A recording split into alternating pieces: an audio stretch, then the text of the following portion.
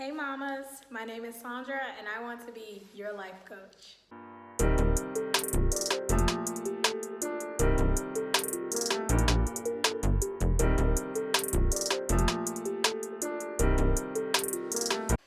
So today's video is a little less methodical than I usually am. I'm very much like, I don't know if it's the Scorpio in me or just my nature, my personal nature, but I'm usually like, okay, I'm gonna do this, this, and this in like this chronological order. I do that so that I don't ramble. So if I ramble today, please forgive me.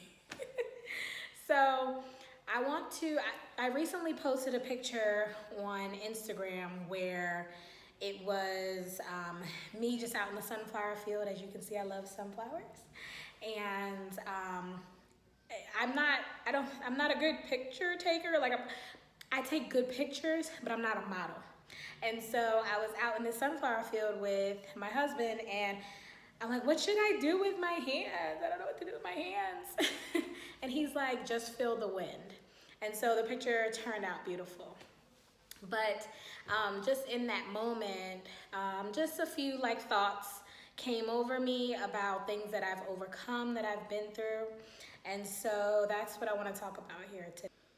So one of the things that I mentioned in the post is how just going through like a C-section and going through getting alopecia areata and just, you know, things that inspired me, that I've been through in my life, that took me on this path of being a life coach specifically for mothers. So I was a bodybuilder, and not on the professional level, although I think that maybe one day I would like to still achieve that goal. And then at my very last competition, just a few months later, 2 months later, I found out that I was pregnant. And I found out that I was 2 months pregnant. So was I pregnant on stage? Maybe. So as you can imagine, the transition from having this physique that was very laid out to get to, and then going to being pregnant, it was a joyous transition, but it was a difficult transition for sure. But one thing that I have learned today is that I need to honor where I am today. I need to honor the body that I have today and not dwell over the past. I can still celebrate that because those are accomplishments that I am still very much in love with, and it's amazing that I was able to accomplish things like bring home trophies from competitions and stuff. But I am honoring the body and the person that I am now. And so I definitely want to give that message to other mothers who may be struggling with their body image now. And so that's what brings me here today, right? So I am a health and wellness coach for mothers and not a weight loss coach. I guess I want to distinguish that because I want to just say that I am still on this journey, and I want to be a partner, an accountability partner for other mothers that want to go on this journey to just accepting their body now, their postpartum body, because our bodies do change. And for women who may have feel like they have lost who they are in becoming a mother. So my weight has gone up since becoming a mother, and I did not snap back. Like I don't have abs again, and I don't look like what I did when I would get on stage, but I'm honoring where I am right now. And other things happened after having my son. In the hospital, he was jaundiced. His bilirubin was high, and people who have heard these terms before will understand what I mean. So he was very yellow in the skin. And so when you first have your child, your milk is not just completely flowing. At least that was my experience. And it builds up over time, and it changes over time. That's how breast milk is just naturally.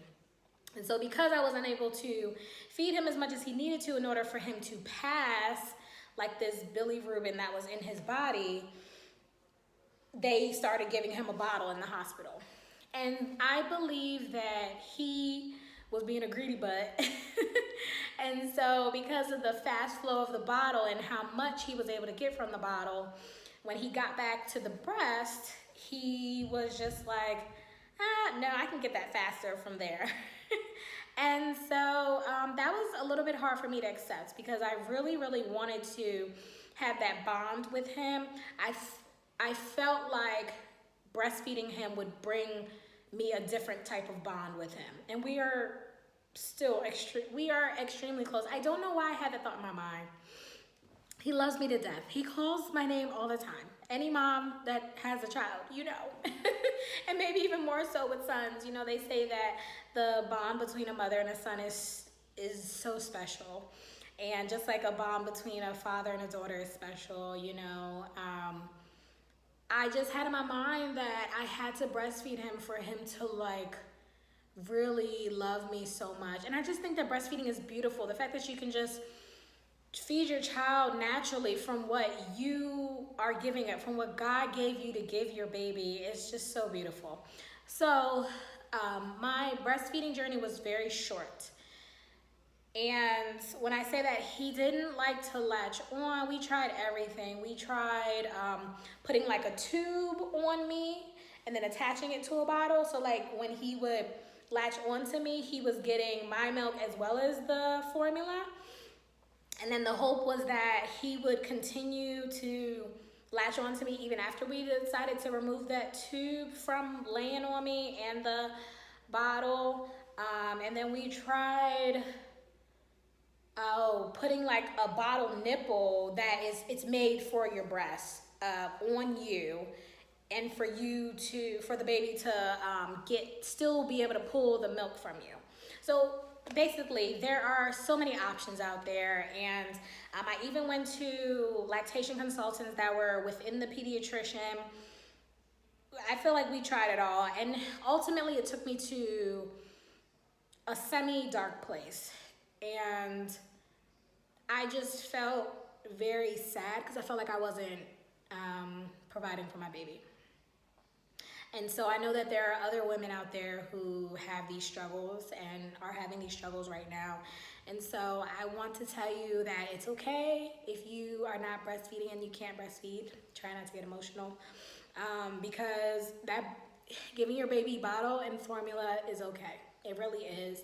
And social media does not help. You know, I think that there are people out there, I'm gonna just say there are women out there trolling social media, saying to women, you should be giving your baby the breast because breast is the best. And while I love that slogan and I do appreciate what they're saying, if you cannot do it, if it is hard and stressful, which it was for Farrell and I, he just did not enjoy it. Like, I would put him on that, he would just start screaming because he was not getting what he needed in the moment. And so I want to just pass on to women who are having this problem currently and have had this problem that your baby is okay. It's okay for that formula in that bottle to give to that baby. So there's the breastfeeding story. And then, like my hair, a lot of women have postpartum shedding, but this was a whole nother thing. I had locks at the time. And I had had locks for 8 years up until that point of having Pharaoh. And I noticed that there were just spots that were not growing. Or like when I would retwist my hair, it was very, very thin at the roots. And so I knew that something was wrong. Something was going on. So in June of 2017, I took some scissors and I cut my locks off in the bathroom of our house. And then I went to the barbershop and got a proper cut from after that. But it did not end up just being postpartum thinning.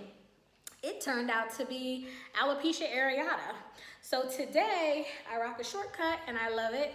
But you can definitely still see, especially like right here in the center part, which a lot of women, as we age, we get that kind of like issues with our center part line anyway.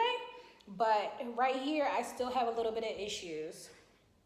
And then there's a spot in the very back of my head that was the largest spot that I had when the thinning and the alopecia areata started to rear its head. And so how have I worked through that? Acceptance. Acceptance, acceptance, acceptance. That is how I have just dealt with the diagnosis of that, which was in February of 2018. Because as I was going to my barber, you know, barbers are also trained not just in the art of cutting, but in the health of your scalp. And so my barber, who's also my cousin, she was like, you know, maybe you should go get checked out. And I was trying different things like black seed oil and black castor oil. And at the time, it just didn't seem to be working. And so I plan to actually do a whole nother video about alopecia areata. And if you are dealing with that, please reach out to me, because I would love to share the things that I have done that I believe have helped me overcome it. And overcome it, I mean, it's not as bad as it was, because it's something that you'll always have with you. So alopecia is an autoimmune disease. So basically your cells are attacking the good follicles in your head, which is crazy, right? And so that was something too. I'm like, man, I've always taken care of myself. I've always eaten right. I've always worked out. So why do I have this going on? But it has nothing to do with that. But, you know, we're all taking on these journeys, and you never know what you're going to go through in them. And that's okay, right? That's the beauty of life. So the birth of my son, I had a C-section. And that also kind of took me to a place, because I didn't understand that I felt like I was doing all the things that my doctor had prescribed me to do. I was walking, I was still exercising. I wasn't able to dilate. I mean, they had me dilating like, I don't know, I guess a centimeter, maybe 2. And as you know, that baby ain't gonna come through there, especially not a 9-pound baby like what he was. So I was not prepared for it. I was not prepared at all. And it's not that I think that, so we took not a birthing class, I don't want to call it that. It was more like an orientation at the hospital, where for a few days, myself, Ian, and there were other partners in this class at the hospital, and we talked about different birthing things. And so, yeah, they showed us a C-section, but I had no clue that I would feel it. It did not hurt because they numb you, right? But I could still feel like the scalpel when they cut me.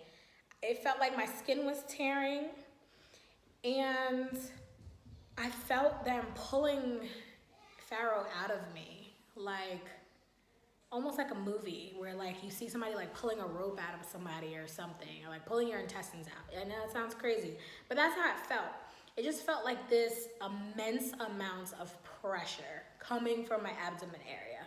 And Ian and I's joke is that I have amazing abs, because he got to see them when they cut me open and when they were stitching me back up. You know, again, daggone social media, I saw, it's probably not, excuse me, going to get water, it's hot. It's probably not like that now, but I remember seeing women post to other women that a C-section is not a real birth. C-section is not a real birth. Have you seen that online before? Or have you heard anybody say something crazy like that? That is so wild to me, that there are people with these opinions, and we all are entitled to our opinion. But you're not about to sit up here and tell me that I carried a child for 10 months, and when it comes out of me, no matter which way that is not a real birth, because it's a surgery. Medical interventions now are, I believe, definitely more prevalent than what they were. Because, you know, how do we all get here, right? Like, I was talking to a doula on Zoom yesterday, and I'm getting ready to do a live with her. I'm not sure when this video will be posted, but please go visit my Instagram if this is after her and I have our live. We're gonna have a conversation with a doula. But we've been doing this for years, right? But we have definitely medicalized the birth process. And because I was not dilating, and because Pharaoh was starting to become in distress based on the monitors, I needed to have the intervention of a C-section. But let me tell you, it's very real, boo. It is so, so real, okay? It is just as real as if the baby comes out of your vagina, in case you were wondering. I just have to stress that because social media can be an amazing thing. Like, look at me. I mean, I am building my business on social media, on Instagram, on Facebook, and on YouTube. Hello. But it can also be a terrible place. And so Pharaoh will be 4 this month. But 4 years ago, these are the things that I was seeing out there. And maybe I'm just not connected to those people anymore that had like these outrageous views about how you can only breastfeed, you should only breastfeed, and that a C-section is not a real birth, because I'm not seeing those things on my timeline anymore. And you are allowed to filter out your social media. You don't have to be connected to everybody. It's your choice. I know I keep taking a water break, but it is 90-something degrees here today in Germany, and they do not believe in air conditioning, so our apartment does not have air conditioning, and I didn't want to put a fan in the room because then you would just hear the fan blowing and me trying to talk. So yes, I mean, I am just floored by the things that I had seen during my pregnancy and then prior to my pregnancy that were on social media. But I wanted to share because somebody said, Sandra, you need to share your story and let people know how you got to be a life coach for mothers. And so these are the things that I'm passionate about, letting women know that they have choices in their personal lives, because it is so important for us to take that time for ourselves and to do what's best for us. So for me, I found solace in fitness and in health, in wellness and health. And so that is what I want to help other mothers have, because your mental health and your spiritual health is so, so, so important, as well as your physical health. Your health is a feeling and not a certain look. And so that's where I am. And that's why I started the video off by saying I'm not a weight loss coach. But if I can help you feel strong and feel empowered to make good choices about the foods that you are eating and the foods that you are giving your family, then I have done my job. And if I can help you, get those goals that you have for yourself, for your health and wellness, out of your head and onto paper and into execution, then I'm doing my job. And so that's what I want to help you do. I want you to be healthy in mind, body, and soul. And there is work. There's a journey that comes with that. And so that's why I'm sharing my journey, to show that I have been through these things. You don't see these things.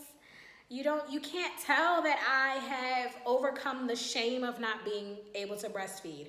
You cannot see that I have overcome the fear of being bald.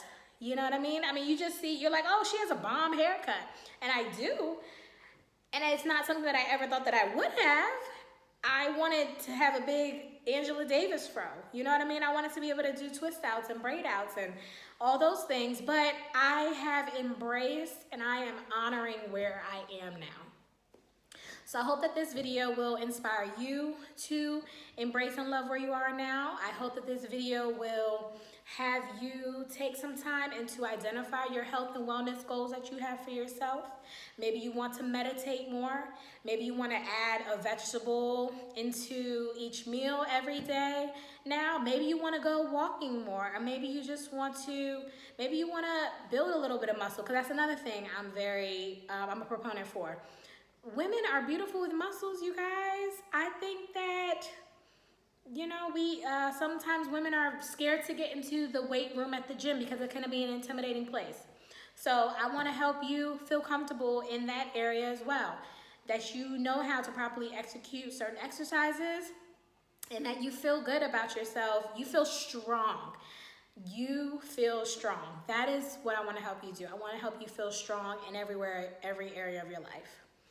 So I hope that this video has given you a chance to get to know me a little bit more and understand me. So I will tell you to please like, comment, and subscribe and share.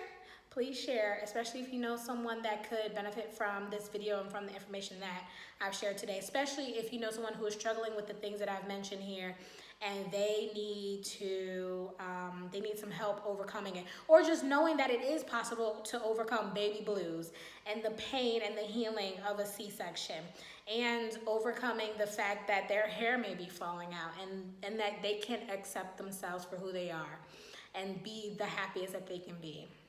So please like, comment, subscribe, and share. Visit my website, which I will link down below, and follow me on Instagram. I would love to connect with you. Have a blessed day. Peace and blessings to you, and we'll talk again soon. Cheers.